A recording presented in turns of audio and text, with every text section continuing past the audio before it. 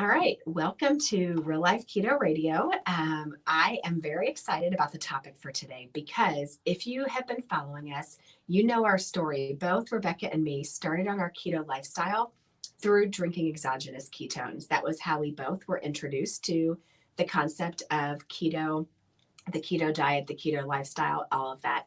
As you know, the keto drink is something that is very near and dear to both of our hearts. Um, Something that we teach a lot about and help people work through is the actual keto diet.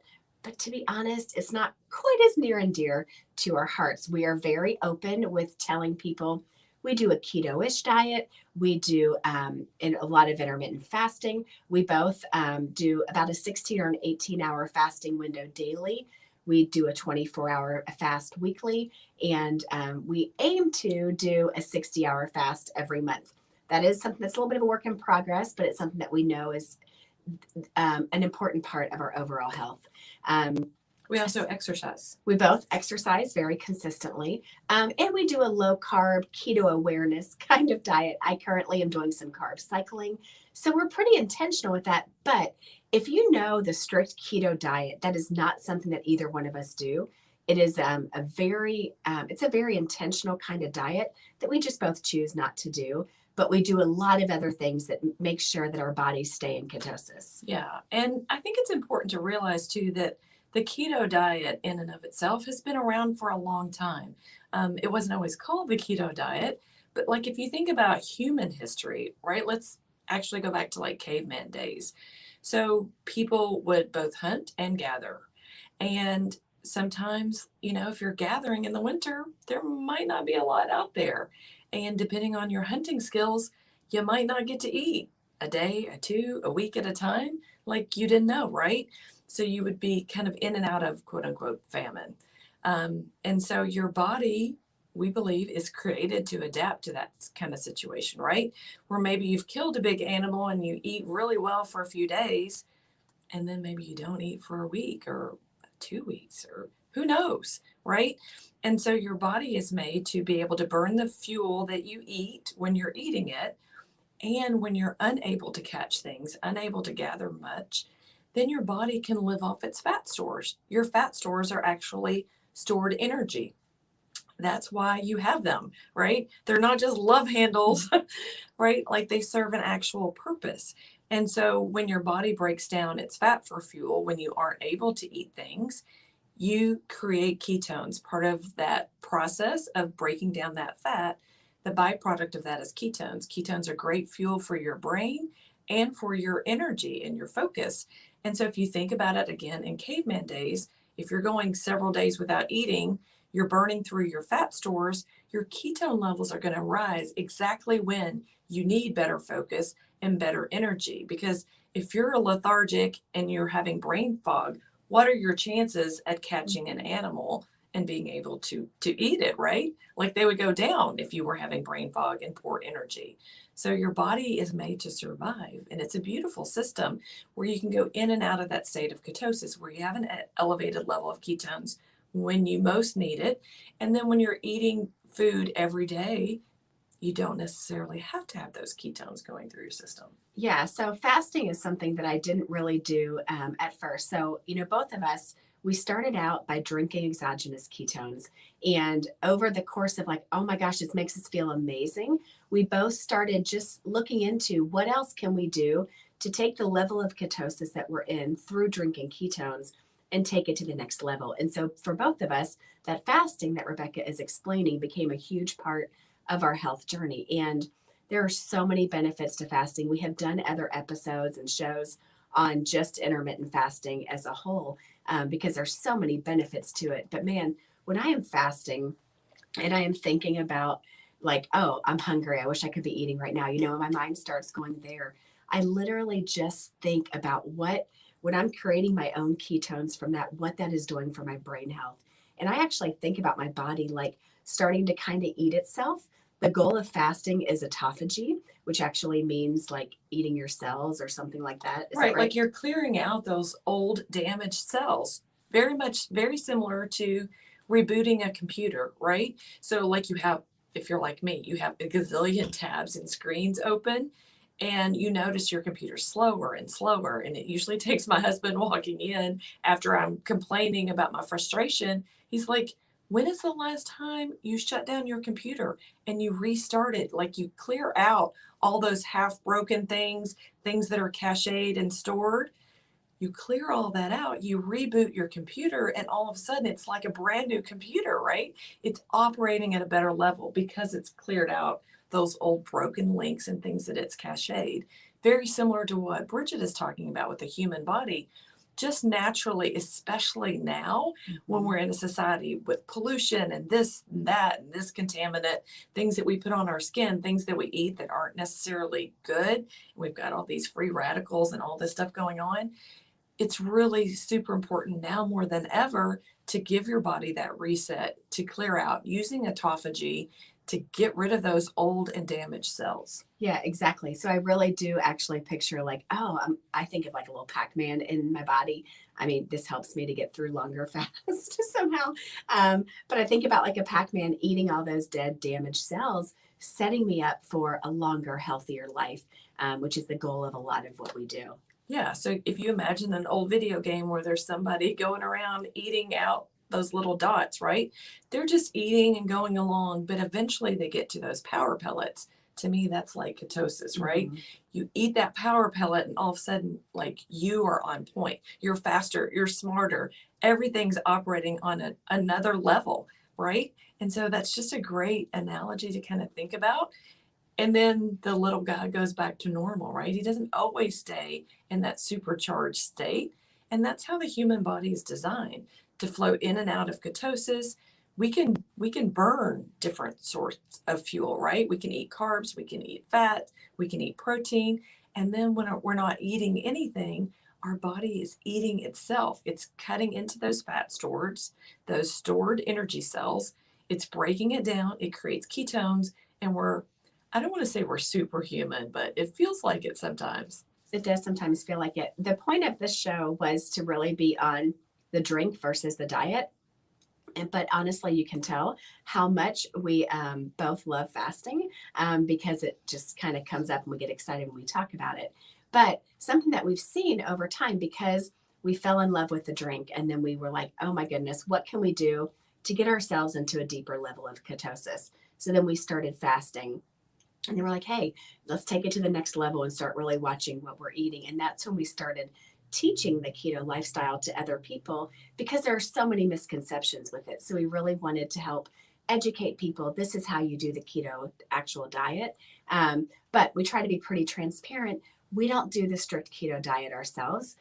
We choose to get into ketosis other ways. So today we just really want to kind of compare the differences between the keto diet and the keto drink. Yeah. And one of the reasons we're so passionate about the keto diet is because once we experienced ketosis for ourselves, we realized that that was sort of an untapped area that most people didn't know about. And I know from personal experience that a lot of people are skeptical about another drink or another pill or this, that, or the other, because we've been promised the world and really a lot of products don't deliver.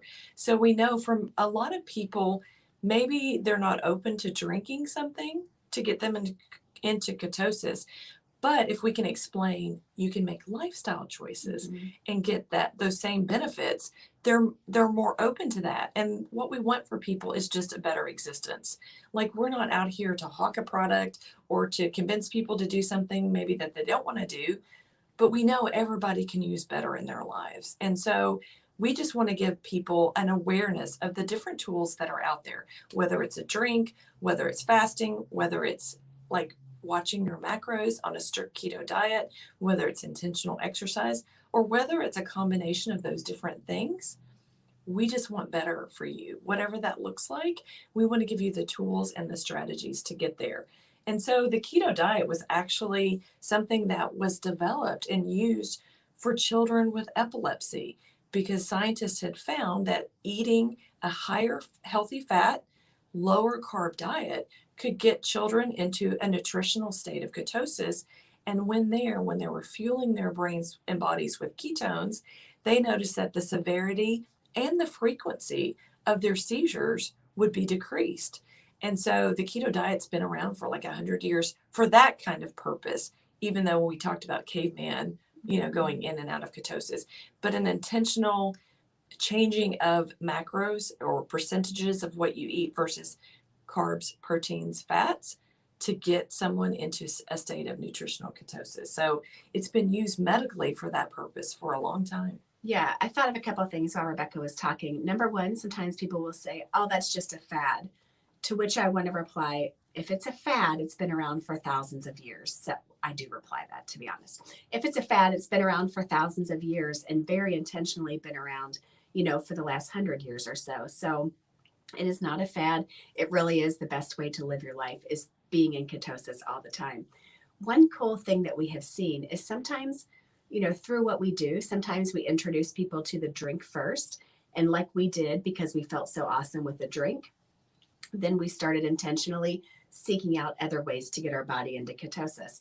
On the flip side, part of what we do, educating people in the keto lifestyle, sometimes we start people wanting to learn about the keto diet. And through our training and our challenge and different ways that we educate people, we teach them about the keto diet, and then they have success there and they want to take it to the next level through drinking exogenous ketones. Or perhaps they're having difficulty doing the keto diet because it is such intentional, very specific tracking of your macros and getting them all balanced just right.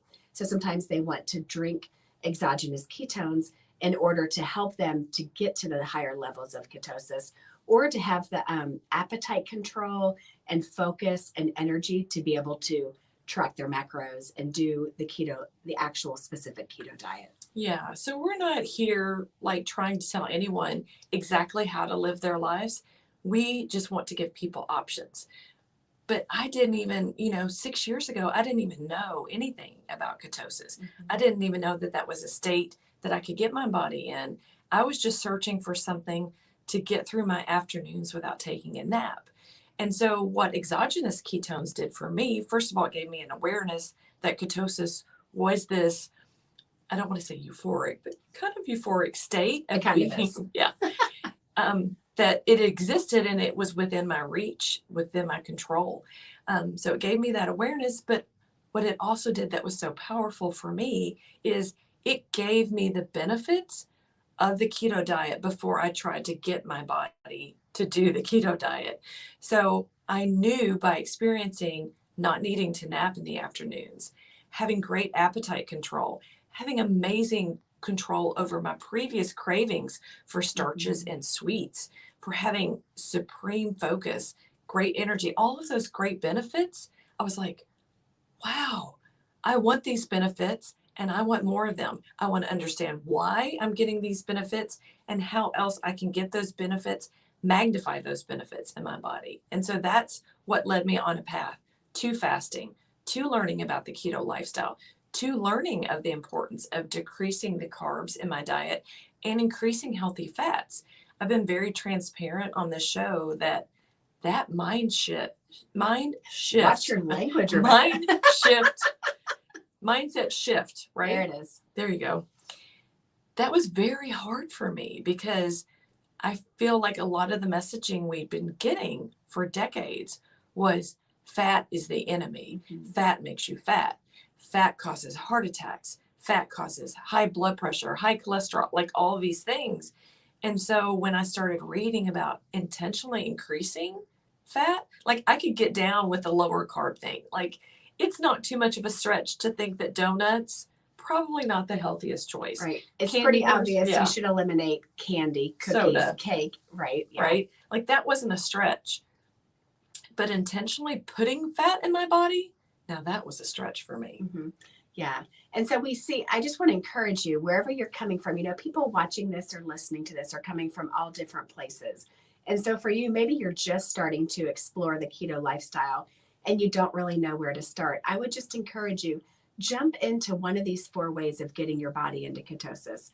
We talk about this a lot in our challenge, but you can get into ketosis through the keto diet, which is what most people hear about, through exogenous ketones, which is the way that we both started, through intermittent fasting, or through extreme exercise. And I mean, Rebecca is kind of an extreme exerciser. You all, if you don't know, she teaches like 3 and 4 fitness classes in the morning. She's crazy, and then works with me in the afternoons. Like she's a beast.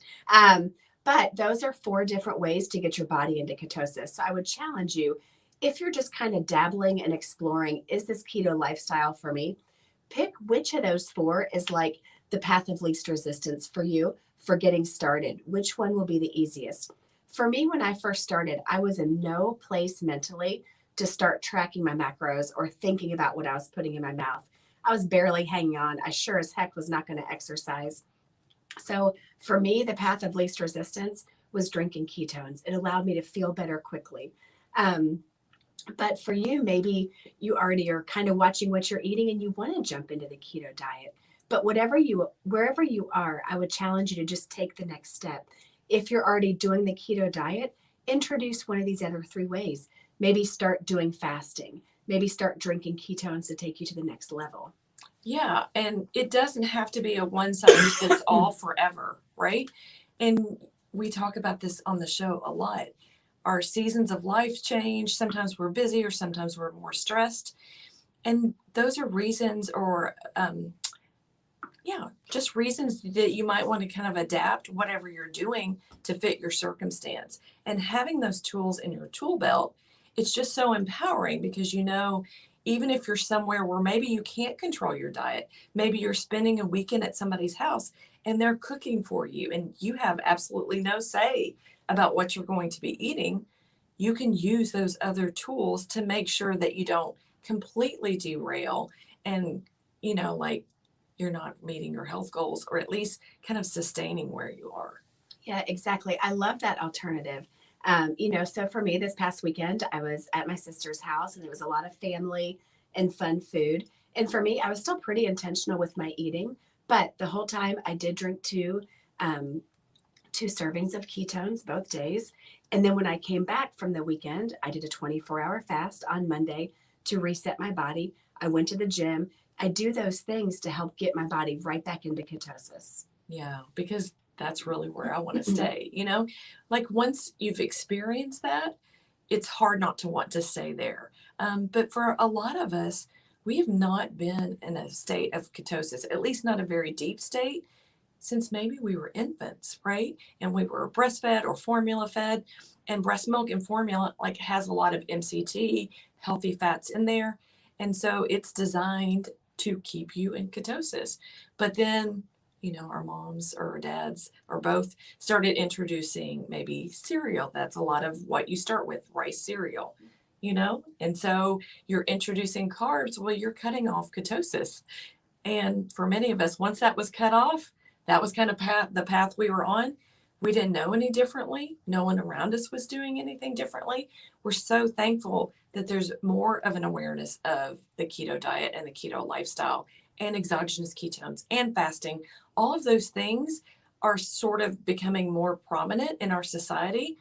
And I think it's because our society has gotten so sick, so tired, so lethargic, so overweight that it's just been like light bulbs like going off, like the path we're on is not taking us anywhere good. Right. This is not working. So I would just challenge you to take the next step and maybe look for another way of getting your body into ketosis. One thing that I wanted to do on the show today was really kind of talk through the history. So Rebecca talked about, cavemen going all the way back that far. And then in the early 1900s, talking about using the keto diet for childhood epilepsy. But then kind of what happened after that, Rebecca, take them through. In case you can't tell, I'm getting over being sick. So sorry about my voice today. Well, one of the things that happened in our society was, and this is related to where our mindset for most of us has been, is that fat had been vilified, right? So like if you go back to Ansel Keys, he came out and he was like, fat is the enemy, stop eating bacon, don't eat eggs. And everybody kind of just signed off on it, right? And he was like on the cover of Time magazine. And so everybody just kind of accepted what he said was true and that we needed to lower the cholesterol that we were eating and lower the fat that we were eating and eat heart healthy grains and all of these things.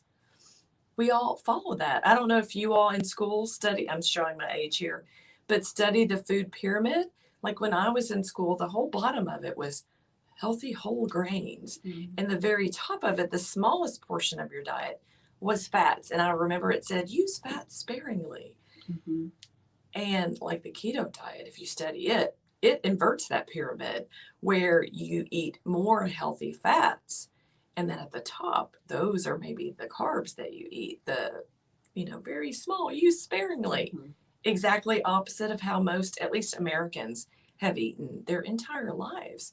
And so it was a huge mindset. Why can I not say this? Now you're Mindset scared to say it. shift. I know. Now I'm paranoid. For me to try to flip that pyramid, because for so long that was my version of healthy. That had been like, it had been drilled in my head. Eat, heart healthy grains. And you see like the American Heart Association symbol on a lot of cereals and whole grain pastas and things like that.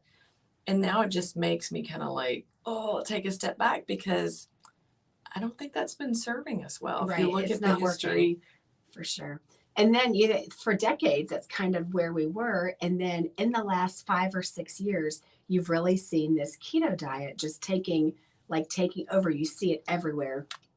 I mean, if you go in the grocery, you're going to see all kinds of keto bars and keto approved. And like people are starting to be mindful of the amount of carbs, the amount of sugar that they're putting in.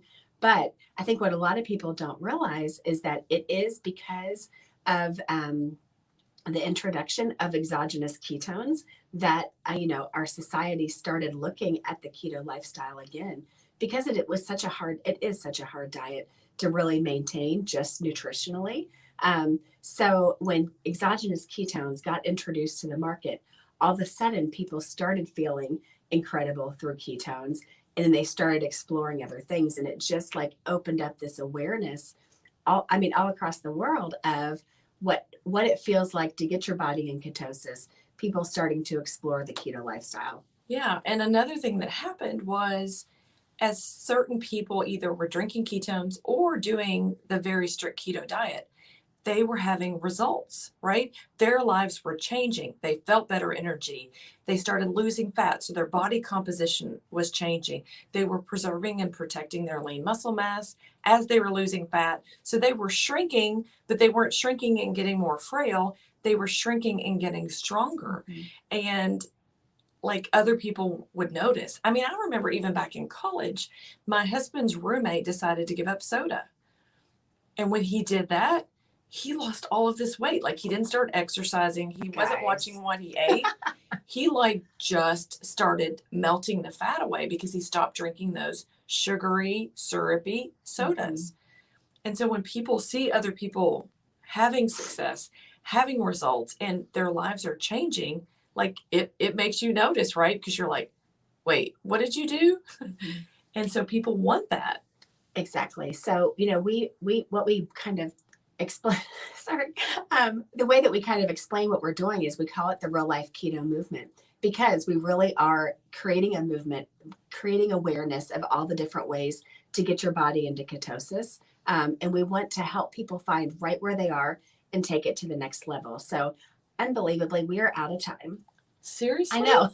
Rebecca can't quite see the time. So I start like tapping on my wrist and things like that to let her know that we're almost finished. But yes, we're out of time for today. But I would just encourage you, if you are looking for more, if maybe one of the 4 ways of getting your body into ketosis is something that you would like to learn more about, we have our page, Real Life Keto. What's it called?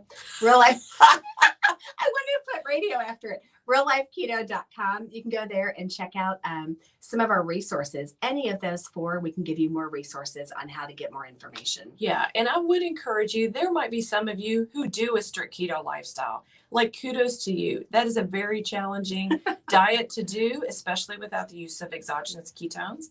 So like, props to you for doing that. We're not throwing any shade on that whatsoever. Like, that's super impressive. I would just also encourage you to be open to exploring other ways to keep yourself in ketosis and to kind of guarantee ketosis and deeper levels, more therapeutic levels, because I know that there are a lot of people that do the keto lifestyle that have been doing it for years alone, on your own, trudging like the lone wolf, like trying to say that there's a different way. And it can get really lonely. It can be really challenging. So, like, dig into a community like what we have here at Real Life Keto Radio with the KETO-SIStas. Find support, find other people who are sharing recipes and tips and tricks. And, like, don't necessarily discount exogenous ketones either, because I know several people who've done this lifestyle on their own who've been surprised, like, and sort of taken aback because they almost feel like it's cheating. They're like, oh, I've been doing this so hard. It's so hard. And I've been doing it for 5 years. I don't like the fact that you can just drink ketones and get the same benefits that I am. Now, I don't advocate drinking ketones and going out and eating a horrible diet. Mhm. I do want you to make dietary changes. I do want you to eat whole, healthy foods in a good variety. I do want you to lower your carbs. But, like, if you've been doing those great things dietarily, don't necessarily discount some other things. Maybe explore fasting, maybe explore exercise or exogenous ketones as ways to supplement and to, like, magnify the benefits that you're getting. All right. That's it for now. Go create your best life.